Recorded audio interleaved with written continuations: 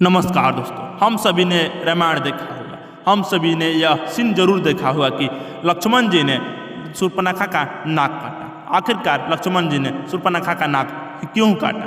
आखिरकार वह उसे मार भी सकता थे। पूरी कहानी आज हम आपको बतलाएंगे। एक दिन शूर्पणखा वन में विचरण के लिए निकली तो उसे कुटिया में श्री राम के दर्शन हुए। वह हमेशा राक्षसों के बीच पली बढ़ी थी, तो वह राम तो स्वयं मनुष्य रूप में भगवान विष्णु के रूप थे।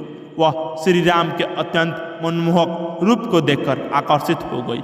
वह स्वयं को रोक नहीं पाई। उसने उसी समय अपना रूप बदलकर एक सुंदर स्त्री का रूप धारण किया। वह कुटिया के अंदर चली गई। उसने श्री राम के पास जाकर अपने स्वयं का परिचय दिया। वह रावण, कुंभकर्ण, विभीषण की बहन बताई। उसने श्री राम के सामने अपने प्रेम को व्यक्त किया। वह उनके साथ विवाह का प्रस्ताव रखा। श्री राम ने विनम्रता से अपने विवाहित होने की बात कहकर उसका प्रस्ताव ठुकरा दिया। इस पर शूर्पणखा ने उनसे कहा कि हमारे यहाँ एक पुरुष के कई विवाह करने का प्रावधान है, इसलिए वह उनसे विवाह कर सकते हैं।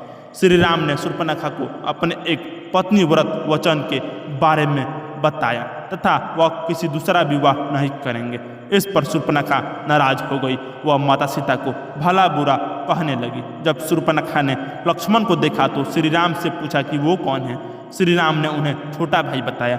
वह उनके सामने विवाह का प्रस्ताव रखने को कहा। शूर्पणखा लक्ष्मण को देखकर आसक्त हो गए और वह लक्ष्मण के सामने विवाह का प्रस्ताव रखने गए। जैसे ही शूर्पणखा ने लक्ष्मण के सामने विवाह का प्रस्ताव रखा तो शूर्पणखा का चरित्र पर उपहास किया। वह कहा कि अभी कुछ समय पहले तुम मेरे बड़े भाई के सामने यही प्रस्ताव रखी थी, अब मेरे सामने रख रही हो। अपना यह अपमान देखकर शूर्पणखा अत्यंत क्रोध में आ गई। वह असली राक्षसी रूप में आ गई और उन्हें जान से मारने की, जीवित खा जाने की चुनौती दी। वह माता सीता पर आक्रमण करने के लिए झपटी। तभी लक्ष्मण जी ने उसका नाक काटकर छोड़ दिया।